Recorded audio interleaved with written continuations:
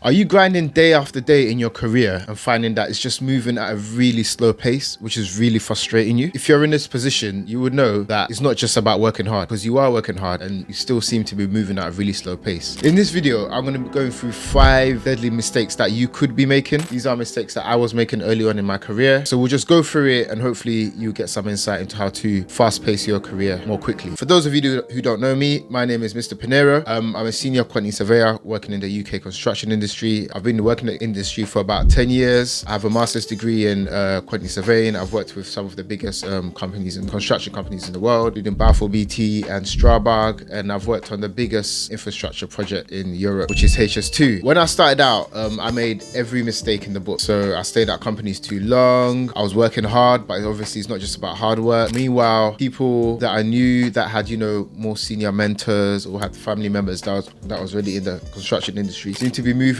ahead much further than I was, getting job promotions, earning more money, getting into bigger roles. And it was really frustrating. So it took me a few painful lessons to describe these 5 mistakes that I'm going to tell you. But if you do avoid these, I believe it will move your career on early on. Mistake number 1 is chasing titles instead of skills. When you're in your role or you're applying for another role early on in your career, you really shouldn't be focusing about the job title at all. But a lot of these companies, they'll put like these big job titles, but when you go and actually do the job, it's the job that you're actually doing doesn't even match the job description. So what you need to focus on is really honing in on your skills. So make sure you're learning the skills first. So you got to learn measurement, procurement, claims management, really honing on these skills where you are. Let's say you've already mastered measurement, procurement, for example. There isn't an opportunity in your company to, let's say, to get the claims management side of things. Then maybe you want to move into another company to get that experience or speak to someone higher up in your company to try and get that experience where you are. So just try and stack the skills, get really good, and then go for the titles. Never do it the other way around. Big mistake. Mistake number 2 is ignoring AI and tech.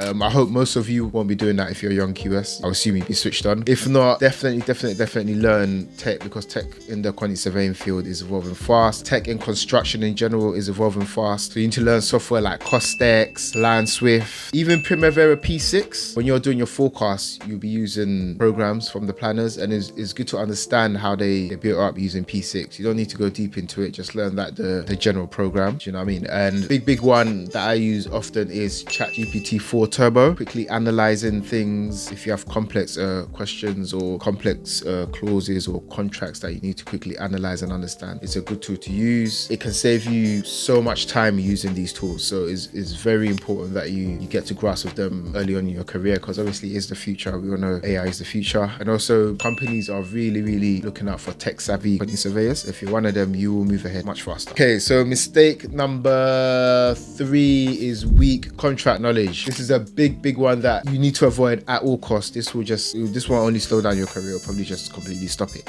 So if you don't understand the NEC, FIDIC, JCT, you're not an asset, you're just a liability. You need to understand these if you're doing quantity surveying. I use NEC 3 mostly, so I've really honed in on that and try to understand that as much as I can, but I also have a general knowledge, basic knowledge of FIDIC and JCT as well. So you're gonna hone in on the one that you're using the most, but having awareness and a general understanding of the others as well. Mastering these contracts will set you apart from just a regular quantity surveyor, especially if you're working on these major infrastructure projects. So how do you do this, you might ask? How do you master these contracts? So a good strategy I would use is the contracts that you're working on at the minute in your job at the minute, or if you can get hands on some contracts, really break down the clauses that are in there, try to understand them, compensation event clauses, the payment clauses, the early warning clauses. And what I've done is create your own clause library with notes against each clause, each of the clauses that you study on some of the projects that you've worked on. It's really helpful to just do that. It'll give you a good understanding of it over the long run as you do it over and over. On to mistake number 4, staying too long in a role. We all know this one. Comfort is a career killer. If you've been in a role a really long time or getting really comfortable in that role,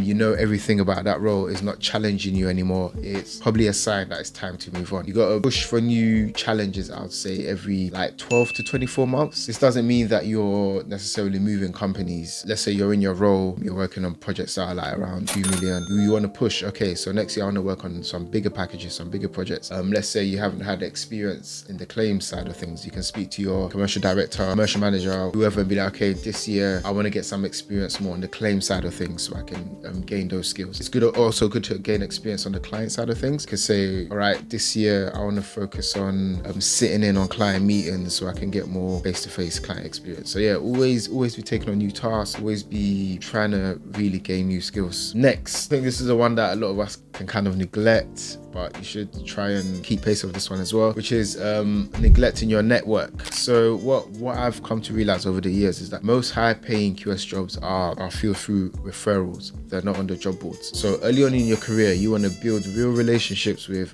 project managers, commercial managers, and your directors early on in your career. What that will do is it will open doors that you didn't even know existed. Because I think the cold hard truth is that society isn't based on meritocracy, unfortunately. There is a lot of nepotism, or however you say it, where, you know, people give jobs to their friends or people they like or people who are, you know, in the club. So you got to play the game, man. You got to play the game. I know, get your teas and coffees for people to help people with things that they don't want to do, you know, take on the tasks that your seniors don't want to do, things like that. Gotta be done, man. You gotta play the game. It is what it is. So yeah, if you avoid these 5 mistakes that I just went through, you won't just, you start moving faster, you just begin to feel it. I mean, your pay rises will come quicker, promotions will feel natural, they'll start coming in, and you finally get the respect, the opportunities and the financial rewards that you deserve. So in a nutshell, your career doesn't have to crawl, it can fly if you play it smart starting today. So guys, if you found this video helpful, hit subscribe. Every week I put out videos like this, you know, educational videos, career insights for construction professionals, quantity surveyors, project managers,